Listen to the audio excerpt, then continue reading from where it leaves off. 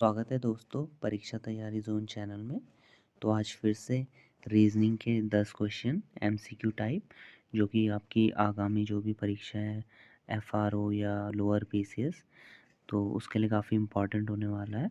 तो चलिए शुरू करते हैं आज के क्वेश्चंस। तो पहला क्वेश्चन है 24:60 तो 210 रेशो कितना होगा। तो इसमें सबसे पहले अगर हम अप्रोच लगाएं प्लस वाली तो इनके बीच अगर डिफरेंस देखें तो है 36 का डिफरेंस या कह सकते हैं 6 का स्क्वायर का डिफरेंस। तो अगर यहाँ पर भी ऐसा कुछ हो 36 या 6 का स्क्वायर तो ऐसा तो कुछ मिलेगा नहीं। अगर 36 ऐड करूँ तो 246 आ रहा है जो ऑप्शन में नहीं है। तो उसके बाद अगर हमें प्लस से नहीं होता तो यहाँ पे माइनस तो होगा नहीं, तो मल्टीप्लाई देखते हैं। जब भी नंबर बढ़ता है तो प्लस या मल्टीप्लाई से ही चेक करना चाहिए। तो अगर 24 में हम कितना मल्टीप्लाई करें मतलब पहला टर्म 0 आ रहा है ना, तो यहाँ पर अगर 5 से मल्टीप्लाई करें तो आता है 5 तो 120 आता है। ठीक है, तो अगर 120 को 2 से डिवाइड कर दें तो कितना आएगा 60। मतलब अगर हम 5 से मल्टीप्लाई कर रहे हैं और फिर 2 से डिवाइड कर रहे हैं तो हमारे पास 60 आ रहा है। तो ऐसे इसको भी करते हैं, पहले इंटू 5 करते हैं 0 5 1050 और इसको 2 से डिवाइड करें तो 2 5 जा 10 2 2 जा 4 एंड 2 5 जा 10 तो 525 तो हमारे पास है available option D. So option D will be right answer 525। Next question देखते हैं। निम्नलिखित प्रश्न में उसे चुनिए जो अन्य 3 विकल्पों में से भिन्न है। In the following question choose the one which is different from the other 3 options.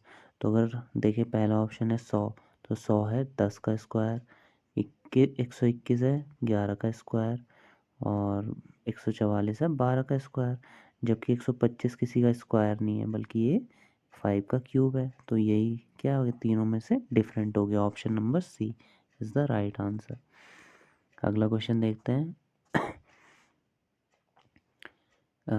इसमें दे रहा है QAR फिर RAS SAT TAU और नेक्स्ट हमें टर्म फाइंड करना है यहाँ पर। तो अगर हम इन सब के पहले पहले लेटर्स को कंपेयर करें तो कैसे है, लगातार है QRS फिर T फिर यहाँ पर U आना चाहिए, फिर उसके बाद ए ही आ रहा है सब में। फिर उसके बाद अगर लास्ट वाले देखिए RSTUV तो UAV होना चाहिए। तो पहले ऑप्शन में मुझे दिख रहा है UAV, तो first option is the right answer. अगला क्वेश्चन देखते हैं। इसमें कहता है प्रदत्त संख्या अनुक्रम में गलत संख्या कौन सी है।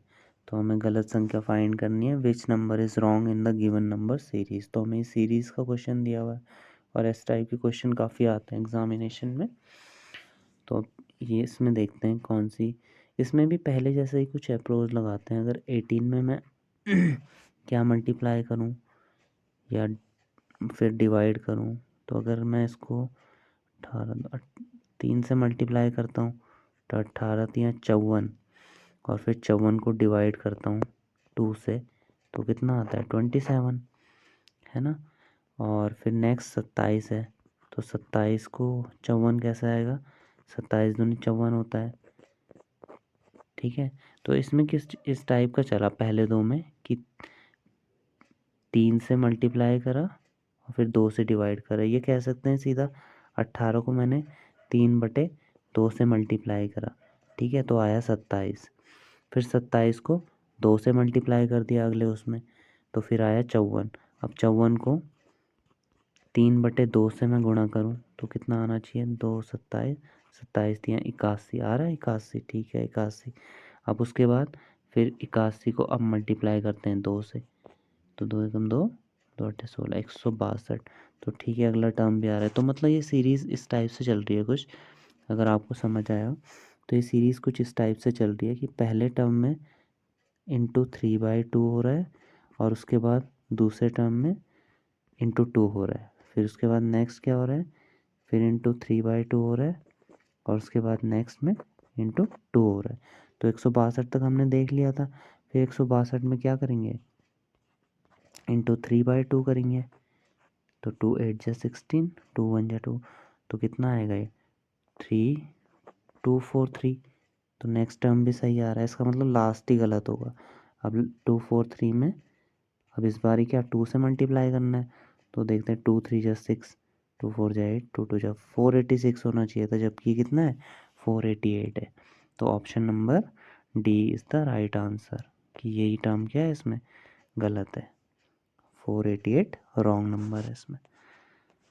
नेक्स्ट देखते हैं, तो ये है अब एज ब्लड रिलेशन का क्वेश्चन, कि ए की ओर देखकर बी ने कहा, तो बी ने क्या कहा ए की ओर देखकर, कि तुम्हारी माँ मेरी माँ की छोटी बहन है।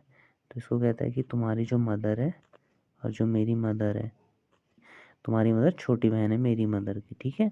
तो मतलब इनकी जो आपस में मदर्स हैं वो दोनों बहनें हैं। तो ए और बी का आपस में क्या संबंध हो गया, तो कज़न हो गए, या कह सकते हैं मौसेरे भाई, है ना। तो मौसेरे भाई मतलब ऑप्शन के अकॉर्डिंग मौसेरे भाई सबसे बेस्ट है। वैसे तो उसने बताया नहीं कि ए मेल है या फीमेल है, बट अकॉर्डिंग टू ऑप्शन यही सही रहेगा, ऑप्शन नंबर बी।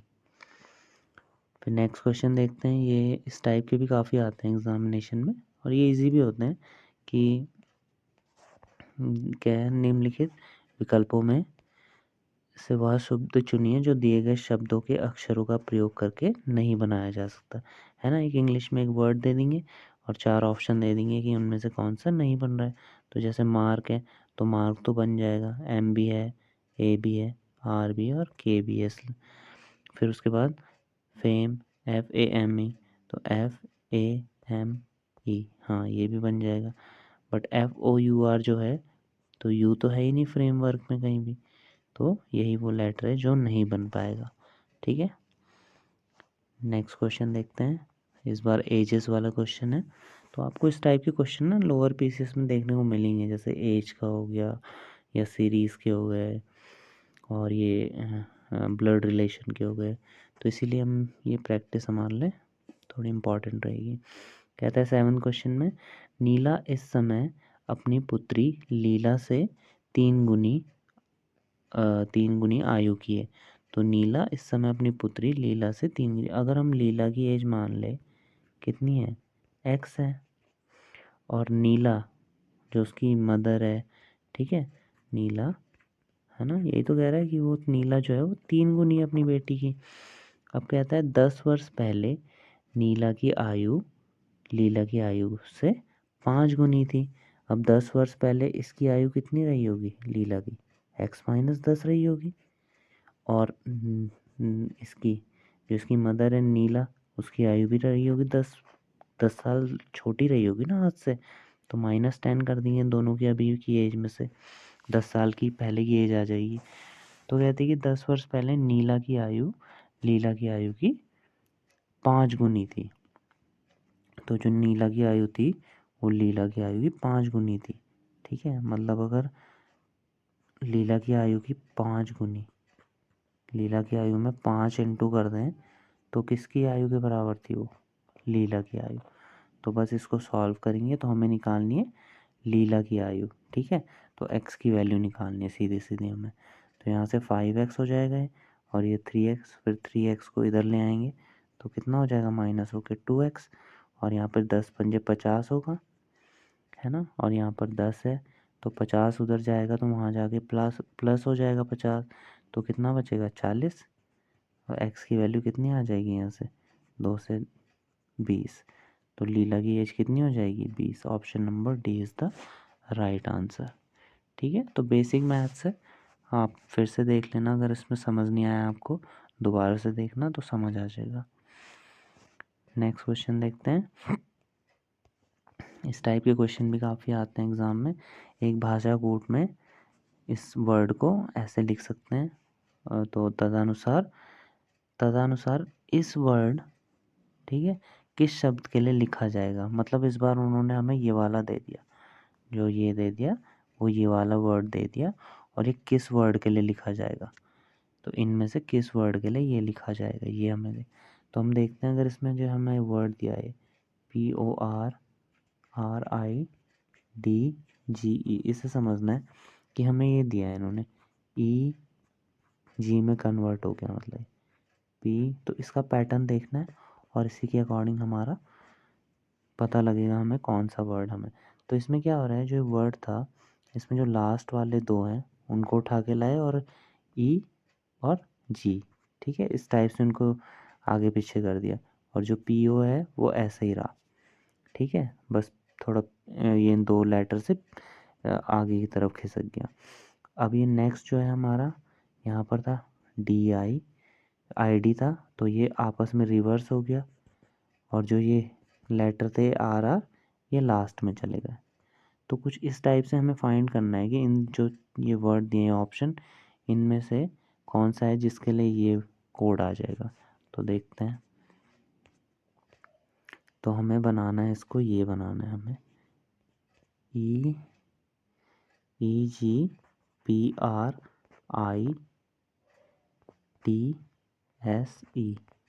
तो देखते हैं, पहला ऑप्शन दिया उसने PERSTIGE।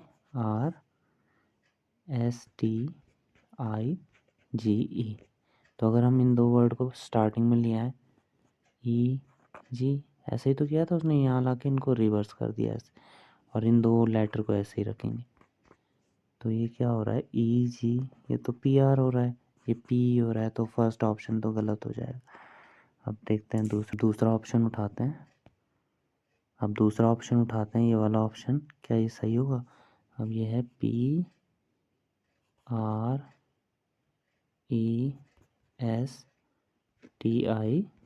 प्रेस्टीज।